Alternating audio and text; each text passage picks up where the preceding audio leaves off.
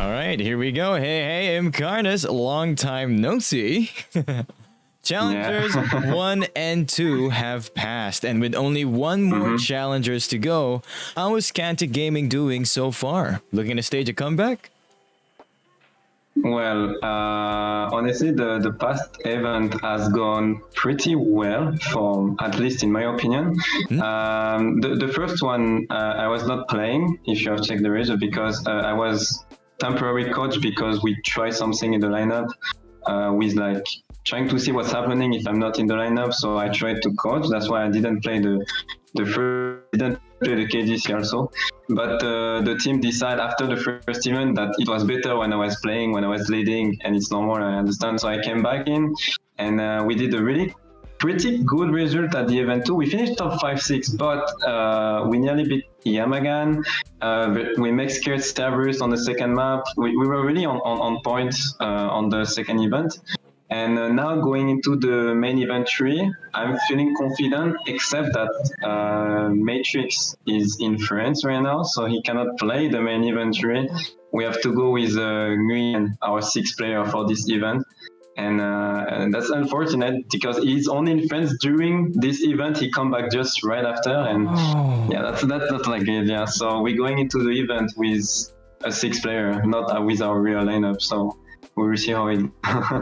Oh no! Oh man, that was very unfortunate timing for that. Yeah, that's unfortunate. Yeah, and that's also critical because he's like the main duelist of the team, the guy who takes space, the guy who make like a lot of activity for us in the game. And then if he's not to come, like we're trying with Nguyen, but we're gonna try our best even without MaTryXs. But for sure it's gonna be different. But we're still gonna try our best, of course. Oh, okay. Let's head on to that, but let's step it back a bit. Looking back, your first match in Challengers 2 was against Firas. Back in Challengers 1, you had close games against them in the lower round, but unfortunately, that was the end of that round. However, this time around, looks like you made a convincing win on map 1, buying the same map you guys also fought in the last time. How did it feel seeing the brackets before the match? Oh, Firas' first game, and then winning the match? To be honest, but the first Fears, the one we lose, I was not playing, and there was a big issue during this game. First of all, it was a game that started at midnight, if I remember, and my player was exhausted of the day, and they were really struggling to find solution and adapting to what was happening basically. And unfortunately, I was not able to call, because I was a coach and. And so the second match I came in, I saw Firas and I was like, honestly, I was confident because I knew the first time the problem, why we lose. So I just changed what was happening, like the that went wrong. I just modified them. I just tweaked a few things, and then it went well because we knew what's gonna happen, and with my lead, with what we work on for this match, it went on our side. So but I was not that it was an opponent like any other for me. I was not worried or anything. Yeah. Okay, but good. Getting the adapt coming in to this stage. Of course, the next game after Firas was pretty much a boss fight for you guys, Cerberus Esports. You guys made it close in the second map, Breeze, too. What was the mindset you guys had going into that game? The first map, it was Ascent. And we had a problem on Ascent, is that all the tournament, including the qualifier, we lose all of our Ascent. Oh no! So the fact that we got destroyed on Ascent makes sense. We were not really on this map for any team we play. But on Bridge we were prepared, and honestly, I think when we look at the match, we could have concluded way more earlier, but the problem is that the lack of experience from our players, they still need to improve a few points, etc. It's complicated, like for this. So we lose unfortunately on the second map. It was close, but yeah, that's how it is. It's unfortunate, but we're learning, so that's good. Yeah, and getting close, that means we're getting there, right? That kind of feeling. Yeah, we're getting there. Like it's really improving. Way more better than I thought it would be, so I'm kind of happy with the recent results.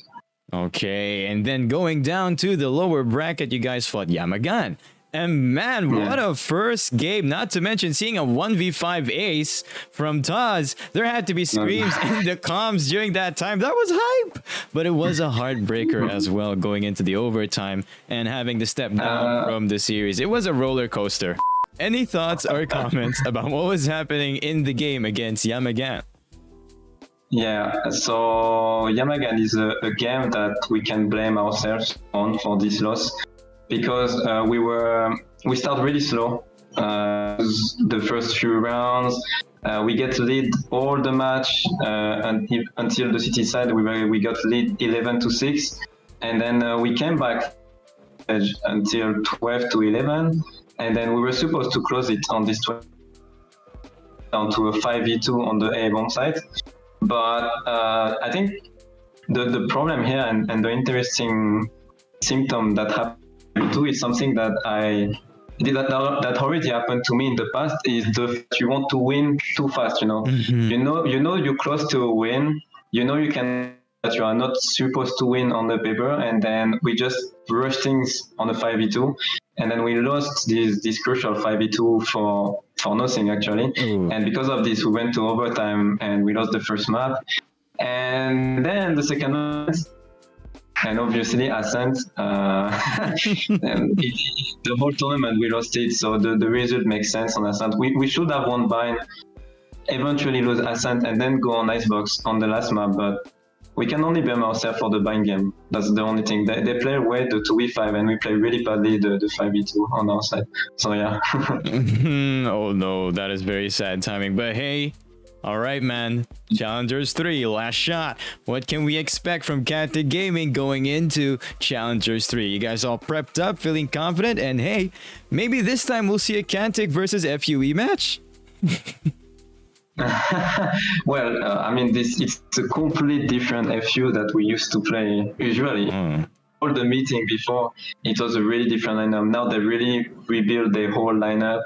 There is only one player left, and it's Layla from the original roster. Like otherwise, all the players are new, you know.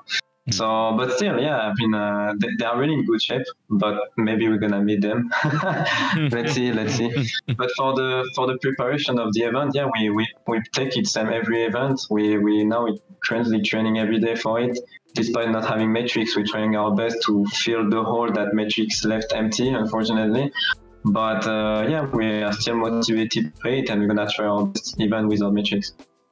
Okay, so best of luck for you guys going into the match, especially since you have to play with the sub without MaTryXs as well. And that is it for me. It is time for you. Stage is yours. Do you have any words or plug to the people watching right now, be it fans, family, or other teams? Yeah, well, first of all, I want to thank the Vietnamese community, because during the event there was a lot of support for Kantic, and it was great because we are the only international team in Vietnam. I want also to thank the Vietnamese production, because they never speak English, and for my case, when I got interviewed, they tried to speak English, and it went pretty well, so they make efforts, and I appreciate it. And obviously, yeah, thanks like my mother, who loved watching my game, etc. My father also support me, so yeah, I love you all. There we go. All right, this will be the end of our post-match interview. We're looking forward to see you guys play the Vietnam team with players from France and Germany. Thank you so much for being here and having this interview. We hope to see you again. Yeah, me too. I hope to see you again. All right, man. I'll see you. Bye-bye. Yeah, see you.